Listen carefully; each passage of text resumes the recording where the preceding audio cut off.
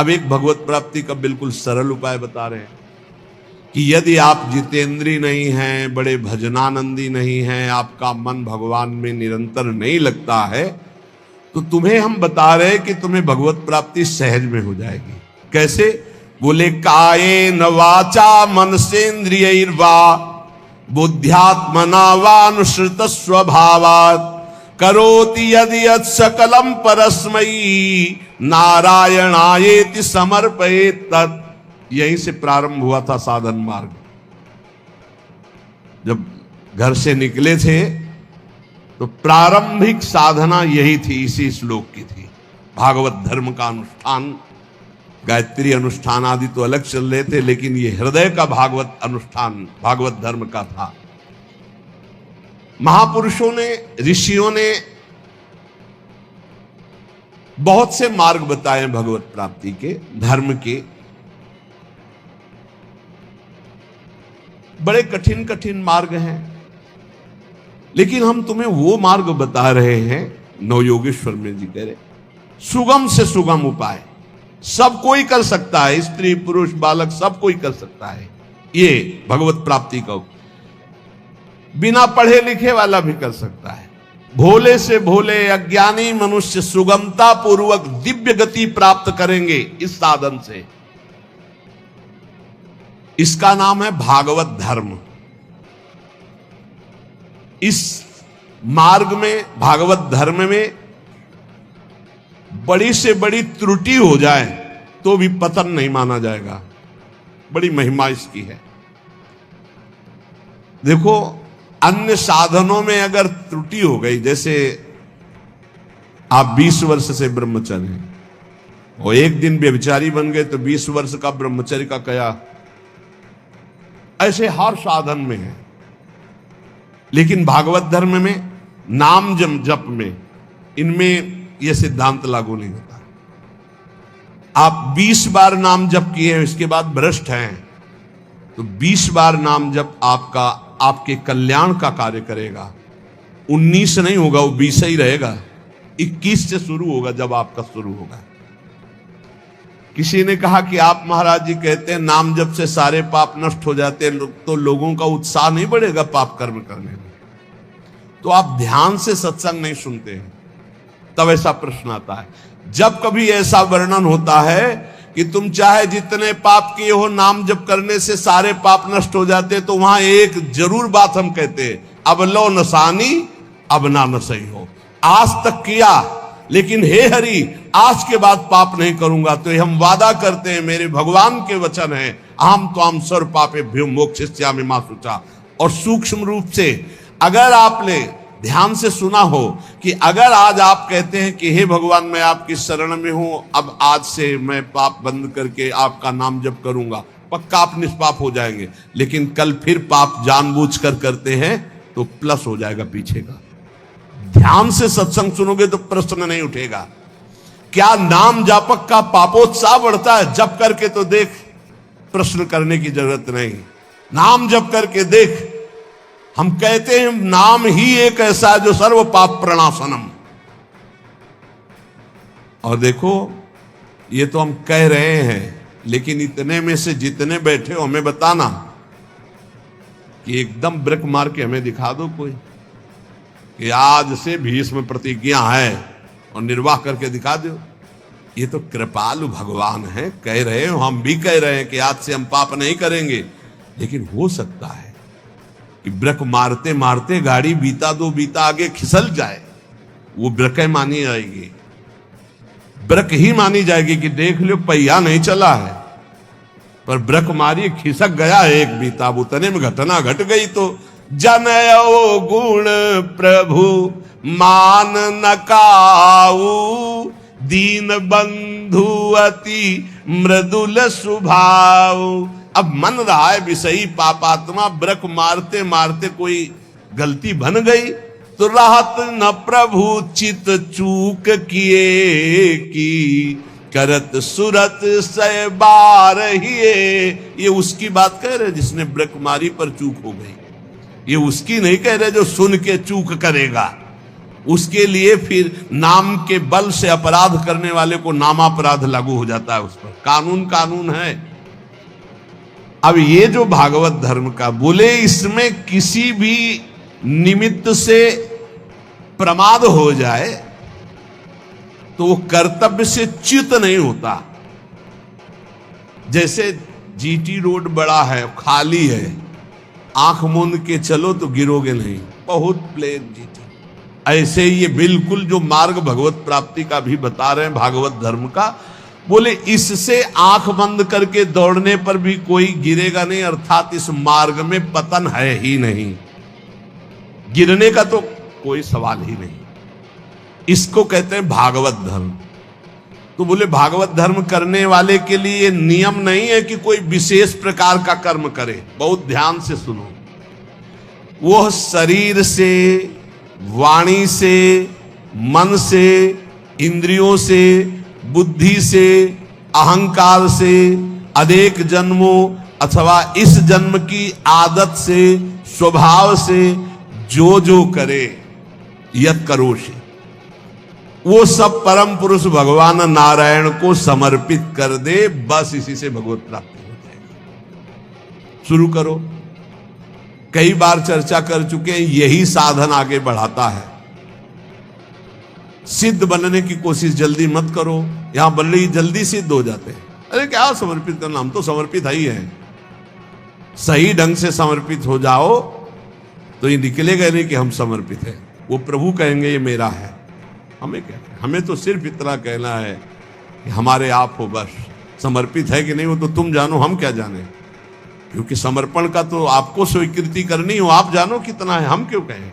हमारा हर मिनट, हर सेकंड, हर चेष्टा आपके चरणों में समर्पित होगी। अब यहां देखिए, प्रातः से उठो और एक एक घंटा का समर्पण शुरू करो।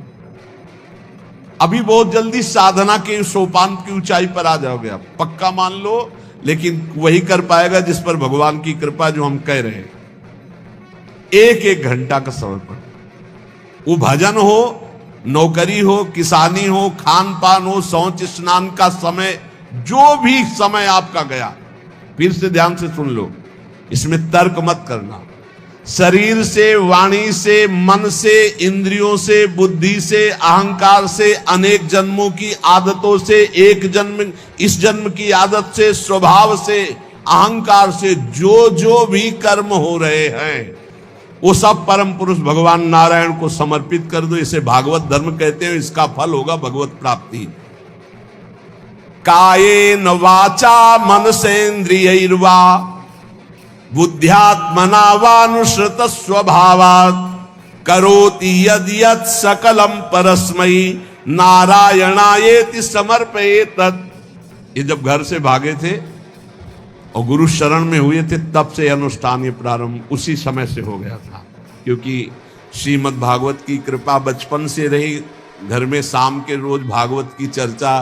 पर जब वैराग्य भाव में आए तो हमका इसका अनुष्ठान होना चाहिए। ये भागवत धर्म है और बस ये शुरू कर दिया था। एक एक घंटे का शुरू किया था। जैसे सुबह 7 से 8 बजे तक नाम जप करते हुए शौच स्नान साफ का 8 बजे, हे करुणा निधान भगवान, 7 बजे से 8 बजे के समय में जो भी कर्म बनाओ आपके चरणों में समर्पित। ठीक, अब 8 बजे से 9 बजे तक जो, फिर धीरे धीरे ये हम आप न तो बैठे हुए सिंहासन पर, ये सिद्ध वही हम पहले कही कि सिद्ध ही मत झाड़ो। अगर आपकी स्थिति भगवदाकार नहीं है तो आपको ये साधन बहुत बढ़िया है, बहुत बढ़िया। चतुरासी जी का पाठ किया, राधा वल्लभ, सेवा की राधा वल्लभ, रसोई अमन या राधा वल्लभ, किसानी की 5 घंटे, भूल गए आप 1 घंटे में, एक घंटे में कहां देखे, तो 5-6 घंटे में एक बार पूरा थोक में जमा कर दो। 8 घंटे ड्यूटी की, हे प्रभु 7 बजे से गए थे, देखो 8 घंटा ड्यूटी। ये 8 घंटे के समय में जो भी क्रियाएं चेष्टाएं हुई, नाथ आपको समर्पित है। आप इस समर्पण वृत्ति से प्रसन्न हो जाइए और अपनी शुद्ध भक्ति प्रदान कीजिए।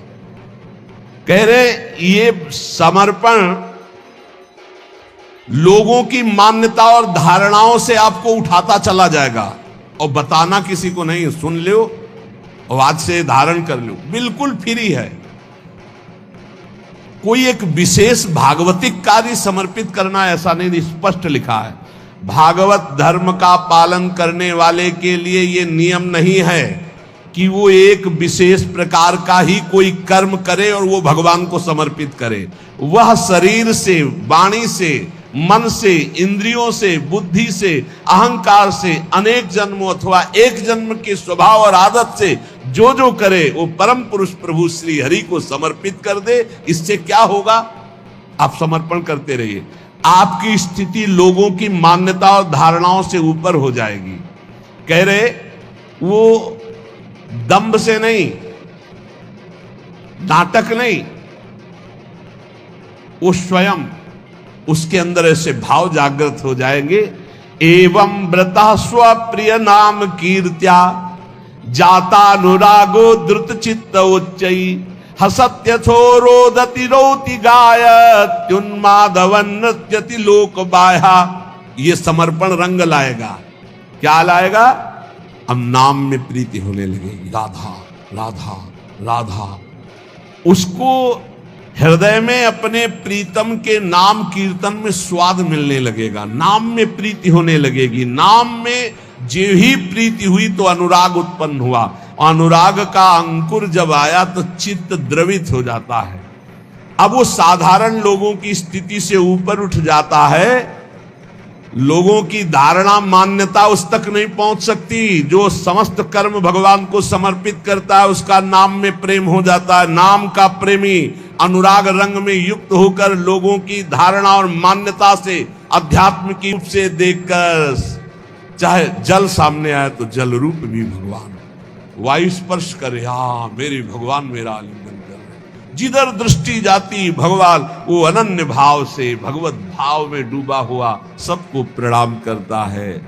भक्ति परेशानुभवो विरक्ति रन्यत्र चैष त्रिक एक कालः प्रपद्यमानस्य यथा स्नतः स्युः तुष्टि पुष्टि क्षुद पायोनुघासम। आहा, जैसे भोजन करने वाले को प्रत्येक ग्रास के साथ तुष्टि, पुष्टि, क्षुधा निवृत्ति तीनों एक साथ होते हैं, ऐसे ही एक एक मिनट जो भगवान को समर्पित करता है, नाम जप करता है, उसको भजन के प्रत्येक क्षण का प्रभाव, संसार से वैराग्य, प्रभु में प्रेम और अपने स्वरूप का ज्ञान तीनों एक साथ हो। तुष्टि पुष्टि क्षुधा निवृत्ति, संसार से वैराग्य, भगवान में अनुराग, अपने स्वरूप का ज्ञान, तीनों एक साथ बढ़ते चले जाते हैं। एक एक क्षण भगवान को समर्पित करता है, भगवान नाम जप करता है। यही जीवन का सार है। गुरु शिष्य का संबंध है भगवत प्राप्ति कराने से। तन मन प्राण समर्पित करके गुरुदेव की आज्ञा पे चलो, निश्चित भगवत प्राप्ति है। भगवत प्राप्ति कोई ऐसा रसगुल्ला या गुलाब जामुन नहीं कि खरीद लिया, ये लो भैया खा लो। उनकी आज्ञा पे चलो, भगवत प्राप्ति आपको होनी है। आपको बा माता नहीं जो अपने पुत्र को भगवत प्राप्ति का, भजन का उपदेश न करे। वो पति पति नहीं है जो भगवत प्राप्ति का उपदेश न करे, भगवत प्राप्ति का सहयोग न करे। इन सारे संबंधों की एक ही महानता है कि मुझे भजन, भगवत प्राप्ति का संयोग बैठा ला जाए और इस जन्म में भगवत प्राप्ति कर ले। चाहे वो गुरु हो, चाहे माता हो, चाहे पिता हो, चाहे मित्र हो। भगवत रसिक जी कहते हैं अगर ऐसा संग नहीं है भगवत प्राप्ति का तो सब माया का नाटक है। हमको नहीं इस माया के नाटक में फंसना। देखो भगवत प्राप्ति कैसे होती है। आपने एक जगह मान लिया कि हम सब बात तो टाल सकते हैं, अपने गुरु की बात नहीं टाल सकते। अब माया आपको नहीं परास्त कर पाएगी। बस सब कुछ तो है, हम बड़े नीच हैं, पतित हैं सब, लेकिन अपने गुरुदेव की बात मैं नहीं टाल सकता। इसके लिए मैं विश्व से विलग हो सकता हूं, शरीर छोड़ सकता हूं, प्राण छोड़ सकता हूं, बस जीत गया। और गुरु की बात ऐसी मानी जाती है। वो कह रहे इस समय दोपहर के 12 बजे। जी बिल्कुल, धूप खूब चौड़ी है, मूर्ख बना रहा है, चौड़ी धूप है। 4 बजे नहीं महाराज जी, आप कह रहे हो 12 बजे है। नहीं, समय तो 4 बजे। हाँ महाराज, ब्रह्म मुहूर्त का समय है। बड़ी मुंह चुपड़ी बोलते हो। तो महाराज आप बोलोगे दिन कहते थे कल की ऐसा है, आज आप कह रहे हैं ऐसा है। ये प्रश्न नहीं होना। खड़े हो जाओ जी, खड़े हो गए, बैठ जाओ, बैठ जाओ। आज के बाद ऐसा कभी नहीं करें। हाँ करें। ए आज ये लाओ ना। महाराज आप तो कह रहे थे कभी ये नहीं खानी। नहीं जी, पाओ। कल हमने कहा था नहीं पाना। महाराज जी आपने आज कहा है कि आज पा लीजिए, पा लिए। आज अभी कहो, नहीं तो नहीं। ऐसा जीतता है, ये नहीं कि आपने कल कहा था तो आज ऐसे नहीं। वचनम करिष्ये तो आप जैसा कहे, जीत गया। अहंकार का केवल नाश करने की लीला होती है, अहंकार का नाश। दौड़ो नहीं, खड़े हो जाओ, खड़े, बैठ जाओ, बैठ। जब तक हम ना कहें तब तक ये बैठे रहना। उठ के एक कदम में नहीं जाना, हमें वैसे ही बैठे रहे, क्योंकि केवल बात अहंकार की हो रही है। इस अहंकार का मर्दन केवल गुरु कृपा से होता है। और जब देखते ना कि ये तो अहंकार को संभाले हुए, तब फिर वो दुलार करने लगता है। अच्छा, तो ऐसे बहुत घाटा है। गुरुदेव हमें कभी दुलार न करें, वो सदैव हमारे ऊपर शासन वृत्ति से रहे।